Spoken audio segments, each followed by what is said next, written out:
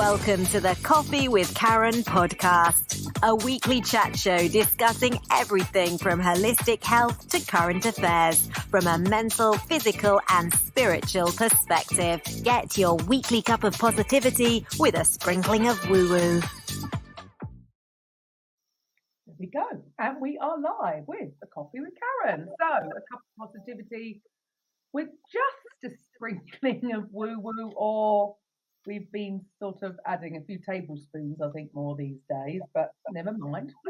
So each week, my guests tend to be either coaches, consultants, therapists, healers, whether that's focusing on the mental, the physical, the spiritual perspective, or in general, the majority of people, I think, these days tend to be realizing that you've got to treat the whole person and they have more of a holistic approach. Well, my guests do anyway. So this week, I've got a very special guest with me. So Chris, if you would like to share with the audience a little bit about who you are, what you do, and share a bit of your story, please. Okay, so my name's Chris Freer. I'm approaching my 63rd birthday this month. I'm the father of 4 amazing children, and I've got 3 3/4 grandchildren. Married to the love of my life. Hang on, 3. I'm a bit slow today, am I? What do you mean 3? Well, my eldest daughter is about to give birth to a second child. Any day, right? I think it's a few weeks to go. Hopefully. Yeah. I'm married to the love of my life now, who I met in 2010. We married in 2016. And I'm someone who lives what I would consider to be a proactive life with a chronic, incurable condition called multiple sclerosis. Wow. Now, for those listening, from what they perceive MS to be or not, what tends to be the general outlook for MS sufferers these days, Chris? Well, I mean, I'm going to start to answer that question by saying that whenever you hear of anything in the news with regard to multiple sclerosis and other chronic conditions, but particularly multiple sclerosis, they always prefix whatever they're going to say, whatever story they're going to give is people suffering with. And I'm not saying that there's an element of pain and difficulty with this condition, but I think it sets people up with a narrative. Number one, it's incurable. Yes, that's true at this moment in time. 2, it's progressive, and most people think that multiple sclerosis is life-shortening. You will end up definitely in a wheelchair, probably bedbound, and then die, And I'm trying to create a different narrative, really, I think. Yes, it can be all them things if you let it. But if you change your mindset and you change your approach, because, this is a controversial thing I'm about to say to you. Number one, I'm going to say right at the beginning of this, I am not a health professional, okay? Right? And I'm not encouraging anyone to not follow the advice of their health professional. But I'm hoping after I've talked and you've heard what I've got to say, it will open up the possibility of conversation with your health professional about the potential for alternative approaches, which may well benefit your drug approach as well, So, yeah. It's interesting that, I'm sure you've met a lot of people that I've been given the same, quote unquote diagnosis as you. Yes. And the way I see a lot of things these days is that the power of the mind is phenomenal anyway. We know that. Yes. But it's amazing how much power we give away to people in a white coat, and how a diagnosis can affect us. And then if we own that diagnosis, then we can sort of go downhill rapidly, rather than, maybe not so much owning it and looking at the positives and the alternatives. Have you noticed things along those lines? Absolutely. And I think when I go into my story, if you like, and my journey, which is a tale of two halves, I believe. I'm living in the second half at this moment in time. People will understand why and where I'm coming from. I've lived with this condition for 20 years now. I've been diagnosed for 20 years, although I believe I had it for a number of years before I found out what was ailing me, if you like. And if you've got a little bit of time, I'd love to share that story with you. Yeah. Absolutely, I would love to hear the story. Okay. So I've been a businessman, I suppose, for the majority of my working life, and my perception of happiness was the amount of money that I had in my bank account and the amount of holidays that I was having every year, and the size of my house, if you like.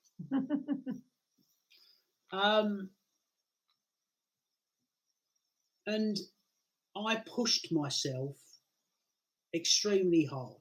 I was in the licensed trade. At my height, I had 4 pubs and a couple of clubs on the go.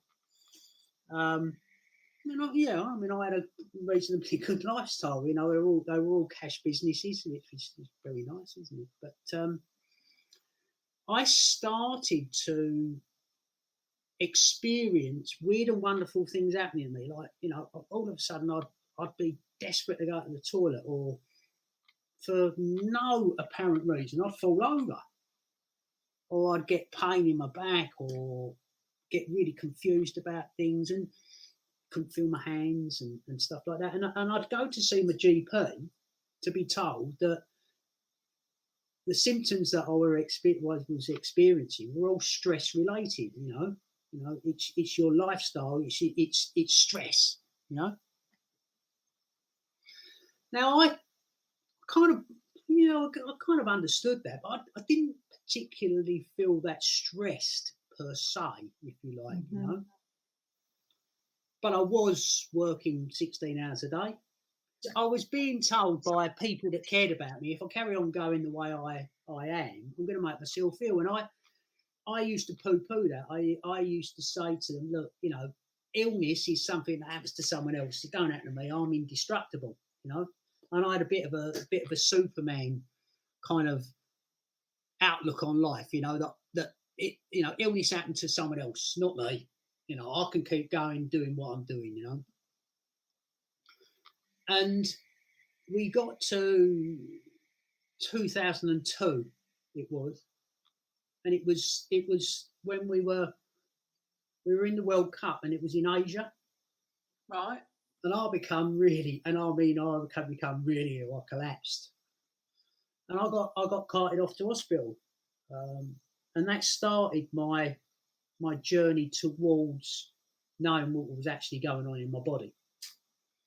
And after an MRI scan and a lumbar puncture, wow, I was told that I had multiple sclerosis.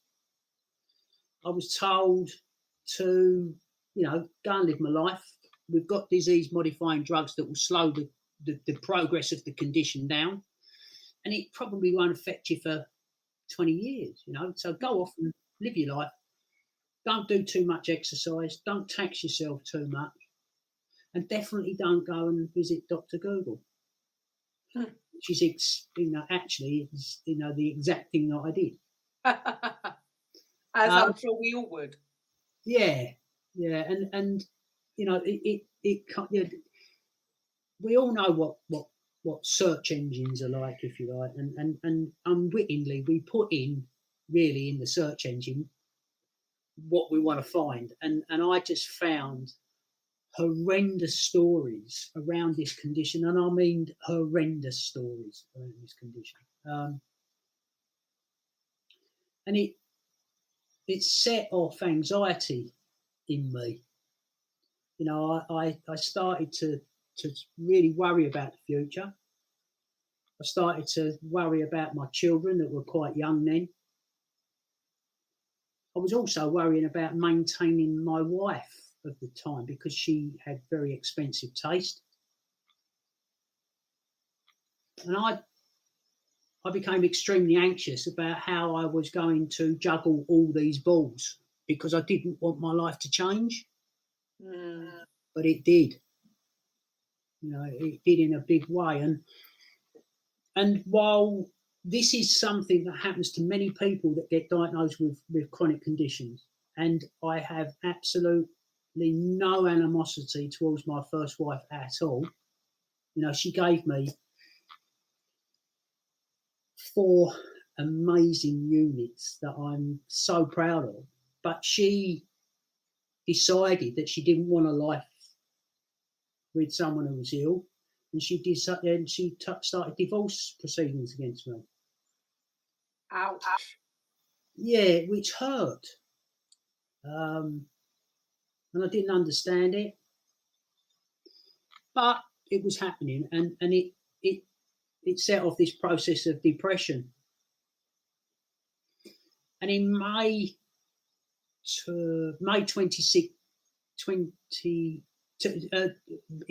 2007, I woke up one morning in a room that I was renting above a pub.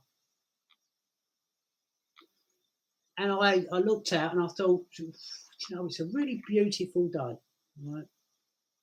Today is a really good day to end my life. Wow.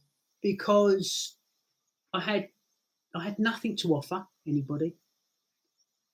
I had no life. I had a life of pain, disability, immobility, and early death, so I might as well speed it up. And it made absolute sense to me that was today was the last day that I was going to be on this planet. Oh my goodness. And I went out and I had a serious attempt at chucking myself under a lorry, basically. I don't know why I chose that route, but I did.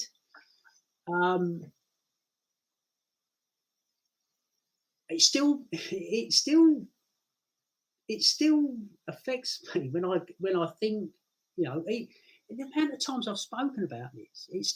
I still can be there at the side of that road, and I realised what saved me that day was compassion. And it wasn't compassion for me. It wasn't compassion for my children. It wasn't compassion for anybody other than the lorry driver whose wheels I intended to hurl myself under. And the thought I had was, what's this going to do to him? Right. And I hesitated. And instead of going under the front of the lorry, fortunately, and I say fortunately, I bounced off the side of the building. I sort of glanced. I mean, it hurt. Don't get me wrong, it hurt. But I glanced off the side of the lorry, and I was alive. Wow. And I mean, for a lot of people, I mean that's and I sadly have lost people where they've come to that decision where they think there really is no way out. And for somebody who hasn't, that's a really difficult thing to understand, right? Well, because people will say, "Oh, that's selfish," or "That's this," because people aren't thinking about the how people are going to deal with it. But obviously, the truth is that you're not really thinking, are you? You're not thinking in a rational way, because otherwise you wouldn't do it. And that's the weird conundrum of people who take their own lives. You're not well. You're quite clearly not well. When we're well, obviously we're not going to do it. And it's such a difficult thing for people to get their head around. And that's pretty extraordinary. So what I'm hearing from you is that it really was, because you still hurt yourself, a moment decision, a split second decision to actually think, oh, maybe this is a little bit unfair on the driver, because what is he going to have to deal with? I mean, you went through this day, you were quite prepared, that's what you were going to do. And I think people can obviously understand when there is been you've been told that it's, at the end of the day, they're telling you it's a terminal condition and there's no hope, there's no light at the end of the tunnel. What do you think? How do you think that moment's decision came to actually stop you?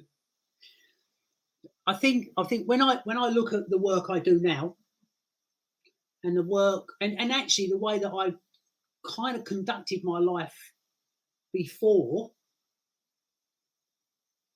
I always had quite a lot of compassion for other people, and I wanted to, I'm going to use that word, help them be, or help them get what they, you know what I mean? Yeah. I had that empathy with people, and I think that's what came through for me. I think that's why all of a sudden I was concerned about him and not me. I mean, honestly, when you're in that state, you're not thinking of anything.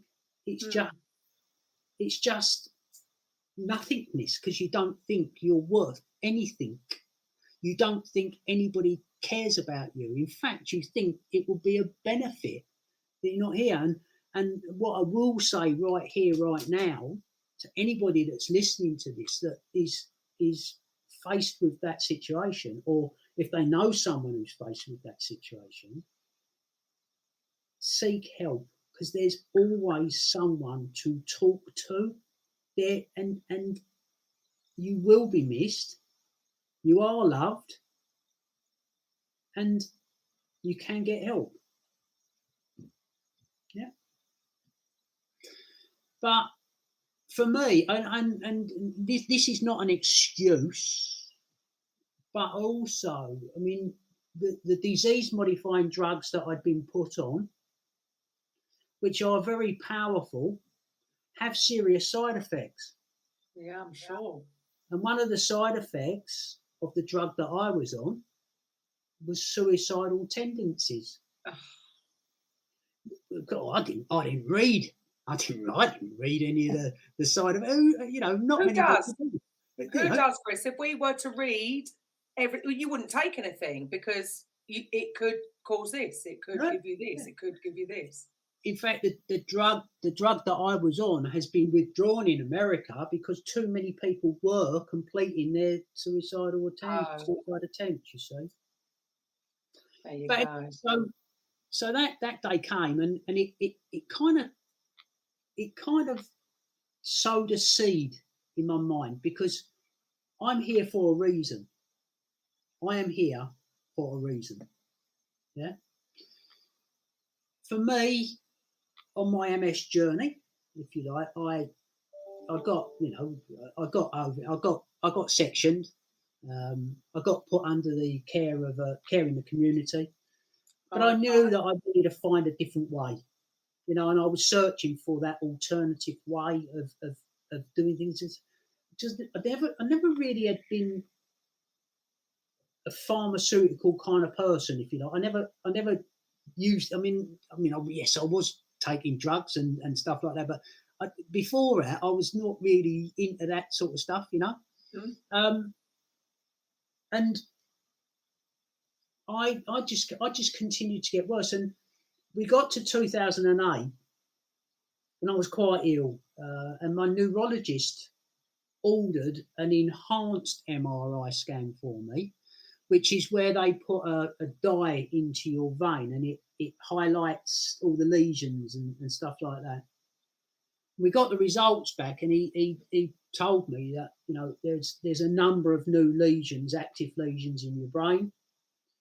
You've now reached the secondary progressive stage of this condition, and disease modifying drugs are not going to work for you. They're not going to slow down the progression of this. All we can do is give you pain management drugs like baclofen, gabapentin, pregabalin, which again didn't really have a particularly good effect on me, but I did take them for a while. And he also told me that the way that this illness was progressing, I would be in a wheelchair by 2012. And Wow. bearing your mental health, it would be a good idea if you got your head round that and accepted it, which I did. I did accept it. And I'm divorced. Interestingly, one by one, my children came to live with me, which was pretty good. Yeah. Really good. And something happened to me in 2010, and I can only describe this as the love of my life appeared, really. And whilst I was on this journey of change and learning and stuff like that, she brought this new dimension into my life, really. And it made me realise that I could be loved. And I also realised that I'd never loved myself. I'd never had any compassion for me, ever. And it opened doors in my mind to new possibilities.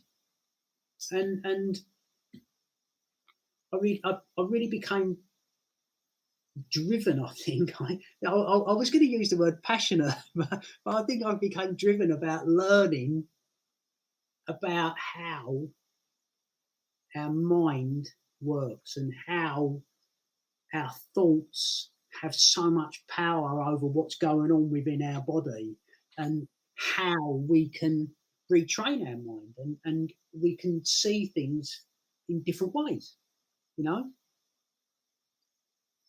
So, to get back to my MS journey, I would go and see my neurologist on a yearly basis. And anyone that's watching this, in the hospital that I have to attend, they always put you in the surgery that's furthest away from the car park. Like all the people that have got mobility issues or broken bones, it's in the clinic furthest away from the car park. Really well thought out, that, right? Yeah. So every year I was going there in my wheelchair, turning up. How are you? Yeah, there's no change, there's no developments, there's no breakthroughs. See you in a year's time. Do you want any pain management? No, thank you. Yeah.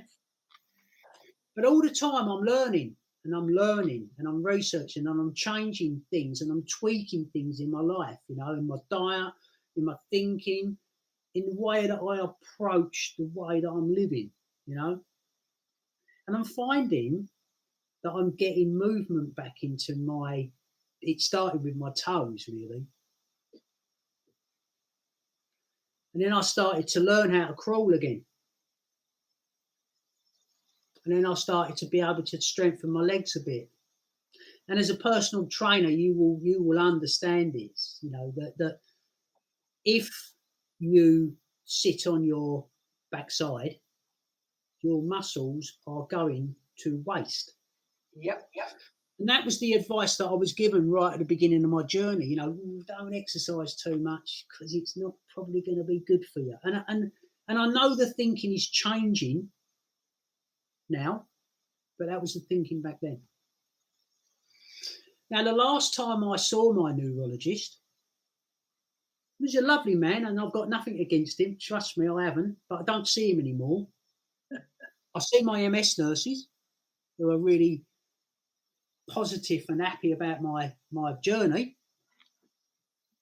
But the last time I saw him, I walked into his surgery in 2017.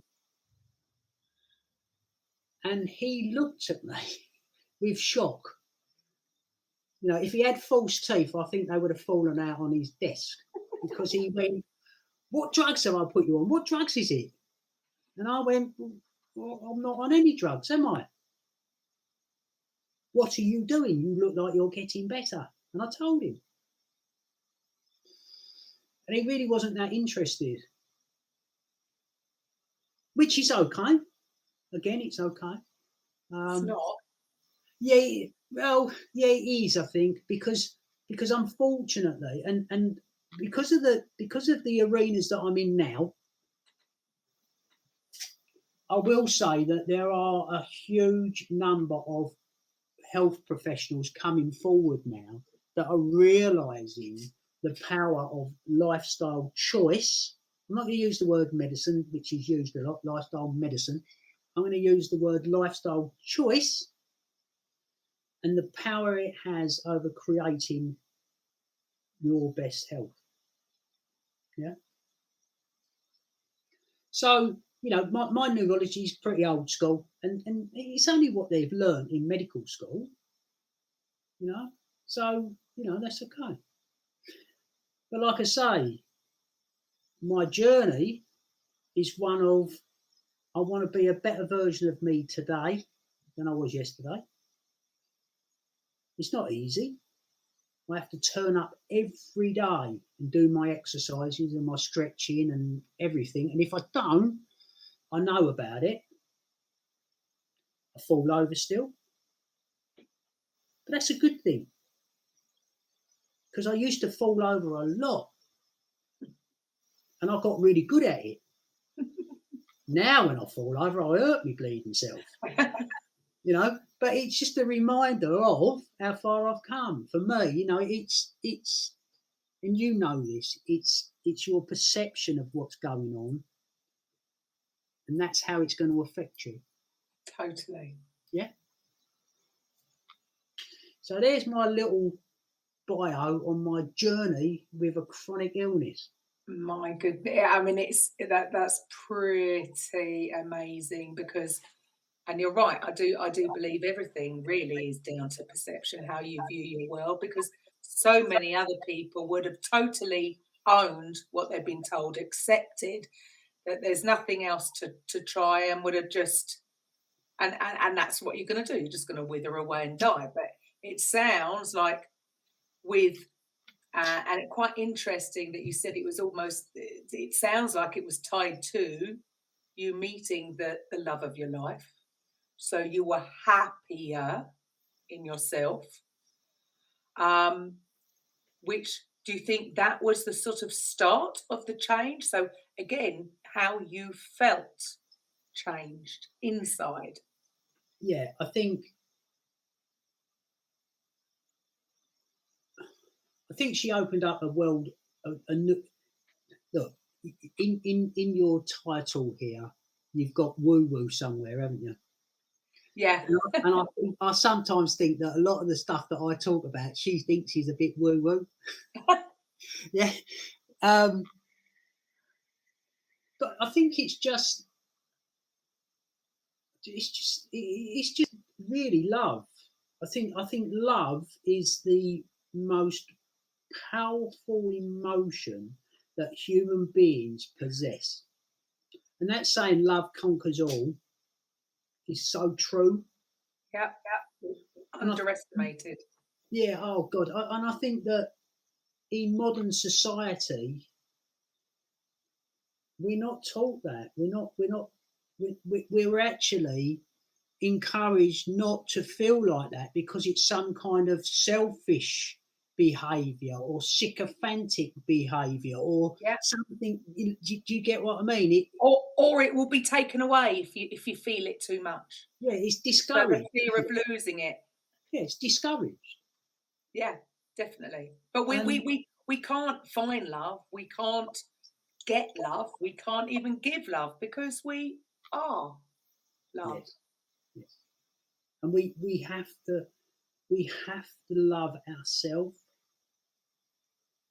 You know, you have to be comfortable in your own skin, and I wasn't, and I am now. If you know, there's still work to be done. I'm still a work in progress. I'm still, bomb. But actually, I like myself now. I like you too, Chris. Thank you. Thank you. So now, I mean, that is a pretty powerful, pretty incredibly powerful story. So now you are trying to help others. So can you share a little bit about what you do now where you can inspire others for change and what you actually do? Okay. Start with number one, I would love to impose the new, take the help word out.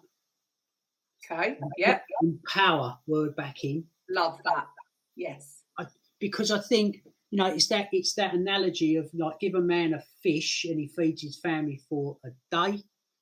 Totally. But if you teach them, if you coach them, if you provide solutions to the obstacles that they find that are being created by their limiting beliefs from the things that they've learned in the past, and it's all in their subconscious and all that, yeah. If you provide solutions to people for those things, they can move forward from the limiting place that they're at. Yeah? Often it's dealing with trauma. A traumatic, one person's trauma is another's nothingness sort of thing. But it's how you perceive that thing at the time is how it affects you. And if you're told you're crap and you believe it, you're going to be crap for the rest of your life, kind of thing, or useless or whatever, whatever. So, what I do is I work as a therapist. My passion is to empower as many people as I possibly can towards their best health. In society today, we have a explosion of chronic illness. Yeah. Multiple sclerosis is one of them. Heart disease, type 2 diabetes, Crohn's, fibromyalgia, ME. The list is endless and growing. Because they love to label a condition because there's a pill for every ill, isn't there?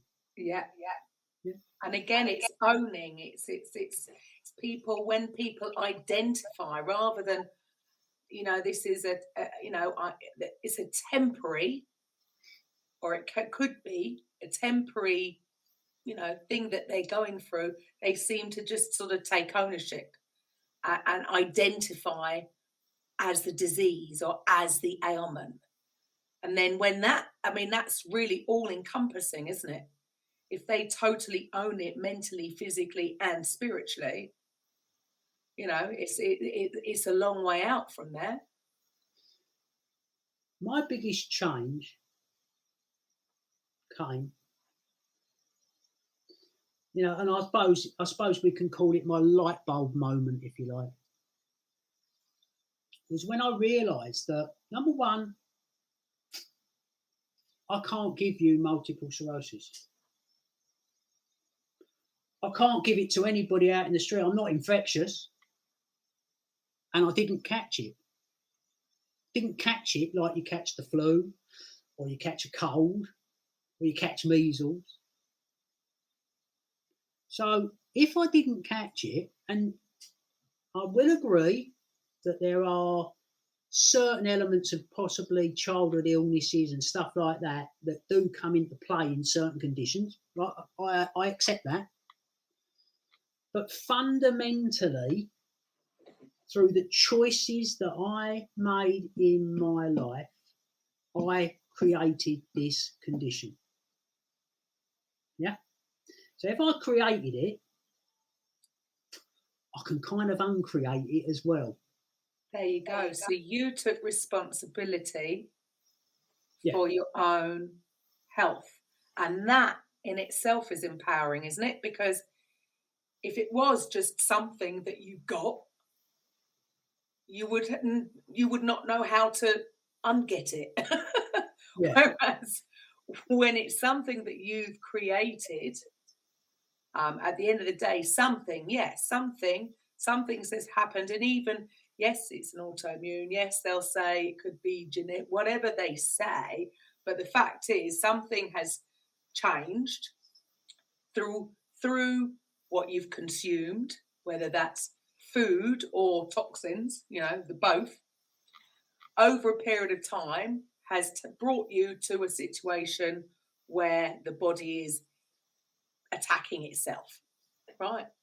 Absolutely. You got that in one. And you used the word genetics earlier. And I think, and this is where I may well get a little bit controversial, if you like, and I don't want to scare you at all. Can't scare me. But genetics, in my opinion, and from what I've learned about genetics, yes, you can be predisposed to something, but fundamentally, genes are just switches that you can choose to either switch on or switch off through the choices that you make. What you consume, what you put in your body, how you blah, blah, blah, all of that, yeah? So it's not set in stone that you are going to be whatever, obese, any of these things, because all of you've got a choice, right? And that's what people don't realise, because their choice has been taken away. Well, it's a lot easier, isn't it? It would be easier if there was a monster under the bed. Do you know what I mean? To blame. It would be easier if there was something outside of themselves to blame, that the reason I've got this is because of this. And then it's not my fault, which is disempowering, because when, like you said, things changed when you took ownership and you took responsibility and made a decision that actually I'm going to change this, you were empowered, because you realised, you had the realisation that actually, I might not be able to stop it in its tracks, but I can change the way I view it.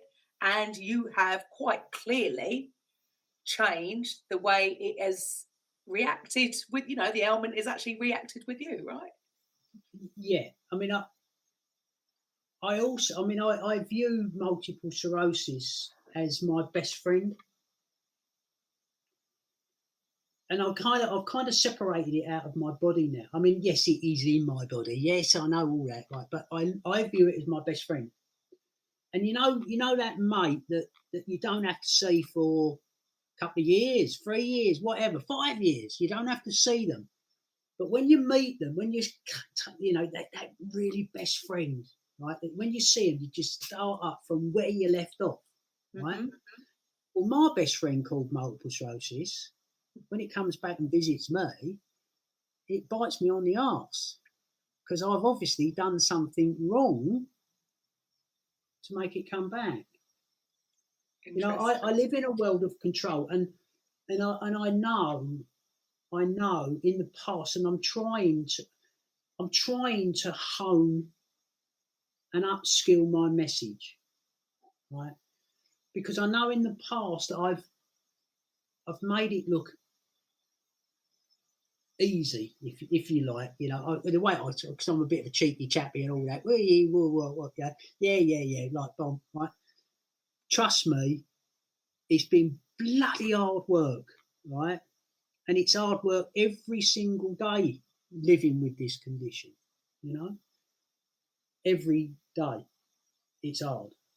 Yeah, there's no time off, is it? You can't No. just totally switch off and go on holiday for Yeah, leave it behind. there's no cheat days. No cheat, you know, and it's, if I, like, I'll give you for instance, like yesterday was I had quite a busy day yesterday, and I didn't quite do my usual exercise regime and stretching and all that. I had muscle spasms in the night in my legs, and my legs were they were unmanageable this morning. Right. It was quite a lot of work to get my legs behaving themselves, if you like. And when I talk about spasms, what happens one of the things that happens in multiple sclerosis is that the muscles don't get the message to switch off or switch off. But let's talk about switch off. So there becomes a lot of tension in there, and I call it revving up, because what happens is my legs will like uncontrollably start shaking, you know, and it's like, you know, if you're in bed with me, it's like being in a washing machine, you know. But that is, I believe, I think there's two things. Number one, I think it was a direct result of me not following my strict exercise regime. Right. Two, I think that I get affected by atmospherics. It's quite humid today, so that affects me as well, you know. And people are affected in different ways with their condition. You know, no, there's common traits, but no one's the same. Yeah. Okay. Wow. So you are, you know, the way the doctors perceive it, would they say that you're in remission, or what's their take on everything? I have no idea. Oh, because you haven't seen him. Well, no, I have absolutely no idea. I mean, my MS nurses, who I saw last week, you know, documented, you know, my progress. They're interested. They're interested in my story because they want to give my story out to more and more people, you know. But I don't know what they would say I am. Right. Because they do, you know, they can say that MS, it can go into remission. Yeah. But I believe I think that's a cop-out. I think that's something they say for a situation that they can't explain. Yeah? I am not in remission. I am living with MS every single day. And like I have said to you, if I don't do what I'm supposed to do, it creeps back in. Right. Yeah? So you have to be on the ball, like, you know, if other people, they think, oh, I'm just going to go and have a drink with the lads instead of going to the gym. You can't do that. You can't miss your day. I don't use the word can't. I choose not to do that. Yeah. Or I would choose to go and enjoy the day, but I probably wouldn't drink alcohol. Right. No, I don't use them. Just don't use them negative words. Them can't. Yeah. You know. Well, yes, that's half of it. It is how we, and it's interesting, isn't it? It's more about how we talk to ourselves, actually. Yes. Than what we talk than how we talk to others. And it's funny that, I mean, did you find? I mean, you did say right at the beginning that you didn't like yourself. So the way you were talking to yourself, can imagine, was terrible, worse than you would ever dream to speak to anybody else. And I'm sure there's lots of people out there that do the same. And I'll, you know, my hands up. I'm no different either.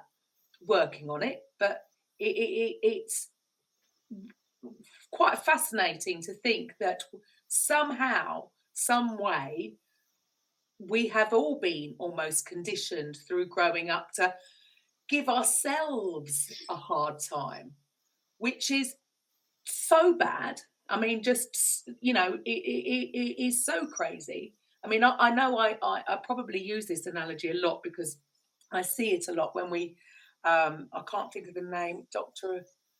Is it no, I'm getting confused with Dr. Ashumi. He talks about fasting. There's another Japanese doctor who did the experiment with water, and because, you know, water, when you actually, you know, with a microscope look at it, the perfectly formed crystals, and then the fact that where they've put bad word, you know, negative words, because at the end of the day it's all energy, isn't it, that we're putting out. So, you know, your cells aren't hearing words, are they? They're getting the responses from the energy that you're giving. And you can see, so at the end of the day, we're, you know, depending on who you talk to, 60 to 70% to 80% water. So if we're talking badly to ourselves, which is negative energy, those water crystals in our bodies, which is affecting our cells, are going to be all damaged and deformed. Whereas when we're positive words, so positive energy, all these water crystals are perfectly formed. Now, if our bodies are water, and we are day in, day out, week in, week out, monthly, talking negatively, it would make sense, wouldn't it? That on top of nutrition, sleep, the rest of it is going to have a bad effect and cause certain ailments. Whereas switching it around, you know, when we look at it from that point of view, because people can very easily dismiss, oh, being positive, that's not going to make any difference. But of course it would make a difference, massive difference, right? You're not going to get any disagreement out of me, because what you just said there, I completely agree with. You know, you are right. And people don't realise that even when, you know, all of my clients, I try and encourage them, don't even say something negative about yourself, even as a joke. Don't do it, because your body, your subconscious does not know the difference, right? That thought will have a tiny or whatever reaction. There will be a chemical process created from that thought. Yeah. You know, and I'll go further to say that I believe what is going on in our gut, and there's a lot of research going into, you know, gut microbiome, and I love that research that we've got to be able to clinically prove the bleeding obvious. Yeah. You know, what do you need to prove about eating healthy food, drinking good water, exercising, and being happy? What do you clinically need to prove about that? It's good for you. Yeah. But what you were saying about, you know, 60 or 70% water, we are also more bacteria than we are human. Yeah. And 70% of our immune system lives in our gut. Right? So if you're eating crap, you're not going to have a particularly good immune system, are you? No. Or taken loads of antibiotics in the past. Well, I mean, that's another story, isn't it? You know, that you know, we I reckon me and you could be talking for 6 hours on here. You know, if we put our minds to it, we could easily do that, you know. So let's stay on track, because for you, really, for anybody out there who, you know, might be, you know, might have had, you know, it doesn't have to be MS, doesn't have to be, you know, it can be anything really, or just feeling slightly low, or feeling a little bit, you know, suffering with a bit of anxiety, suffering with a little bit of depression. and have got to the stage where, yes, you realise that maybe it would be nice to speak to somebody and that you would benefit from getting some help. What do you do? What can you offer people? I'm a qualified hypnotherapist. I've got a qualification in NLP and coaching and stuff like that. But primarily, when I work with people, I look at the language that they're using, the words that they're using. I look at possible past trauma, that some people don't even realise is there and is creating an issue.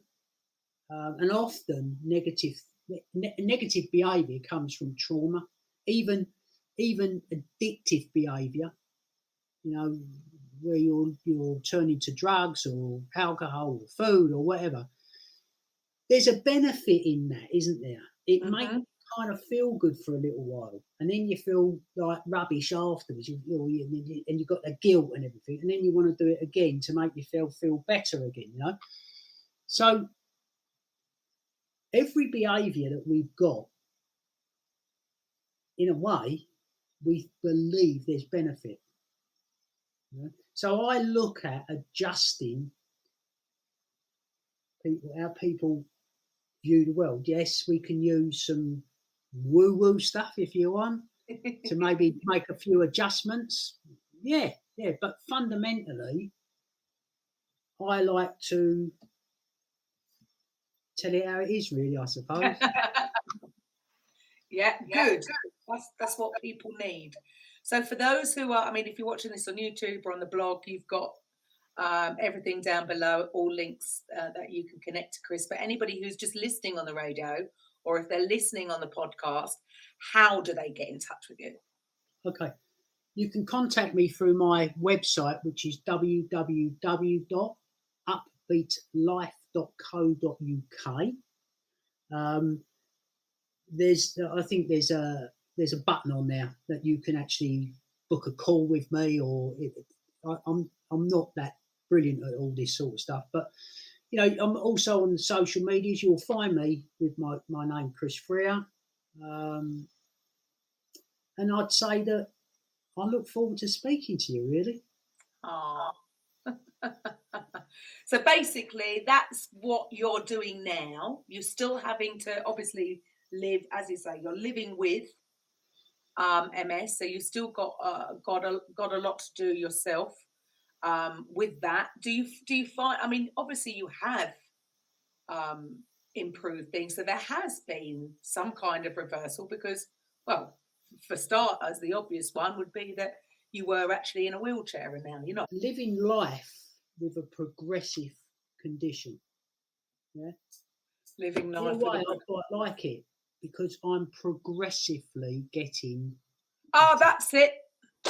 I asked you about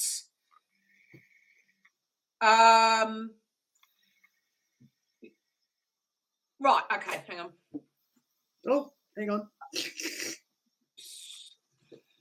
Right, so Chris, things are improving for you, because you said, way back then you were actually in a wheelchair. So obviously now you're not. So your health is actually improving. So regardless of, what doctors say that it's, so you're only going down one way or you can go into remission, you are proof that things are getting better, even though you're having to do these things day in, day out to keep you in optimum health. So what's what do you feel about your own future with this ailment? Okay, well, firstly, I think I'm healthier now at 63 than I was at 43. Okay, so yeah, all right, it's tough. It's tough living with a progressive condition. But the way I see it is I'm going to get progressively better. As you are. By the choices that I make. There we go. So anybody out there that, has or knows anybody. It really is. I think it's really incredibly inspiring to know that, there are alternative. And it's so weird, isn't it, to say that this is an alternative?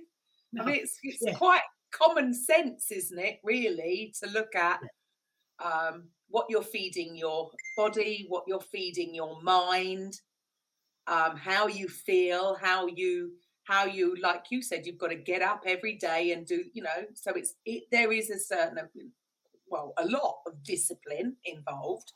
But again, it's all down to what you choose to. So what are your top 3 tips to give out to somebody who maybe is struggling right now? I think my top 3 tips, right, is number 1, be aware of the choices that you are making. And by that, I mean, what you're eating, what you're doing, what you're watching. And I think often we don't realise what effect that has on us. The media, the news, even films. Films should be.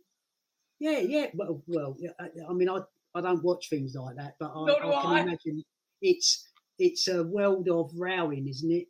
It's a world of rowing, and that's not real life. So, number 1, I would say, be aware of the choices that you are making. Yeah. Number 2, try and love yourself a little bit more. Try and get out. And I know this is an old cliche and everything like that, but the beauty of nature and getting out in nature, in the fresh air, is so therapeutic, and it is. It really is. Yeah. So, love yourself a little bit more and get out in the nature. And just be still for a while. Ah. And the third one is pay attention to the present on purpose. I love that. Right, so really concentrate on what you're doing right now. When you're doing something, don't be thinking about what you're going to be doing later, next week, tomorrow, or what's been bleeding going on in the past that might have, upset you. Pay attention to the present on purpose. Love that. I think that is, again, far more powerful than most people think. And the walking in nature. Again, it's because we can't see what's going on whilst you're doing that with your eyes. You might be able to feel it, but there's so much going on there. That's why you are absorbing so much energy from that. And yes, the power of the now, absolutely, 100%. If that was taught in schools. Yeah, can I just share a little story? Go for it. When I was doing my training in mindfulness, really, we were asked to go out and do something that we do regularly, but do it paying attention to the present on purpose. Okay. And I struggled with thinking, what am I going to do? Lovely, And I thought, actually, do you know what? I often buy joy flowers, even when I'm not in trouble. Go figure. And I thought, this time, what I used to do, I used to go out, pick up a bunch of flowers, paper them, give them, here, darling. They're lovely. Right. This time, I paid attention to the flowers, and I looked at what I was going to buy, and I looked at the detail of the flowers and the petals and the lines, and I really concentrated on it. And I selected the ones that I was going to buy, and I bought them. And I took them home, and I said to my wife, I said, I bought you these, and I've paid attention to them today. Thank you. do you know what? Those flowers, I've never noticed them before. She put them in a vase and in the kitchen.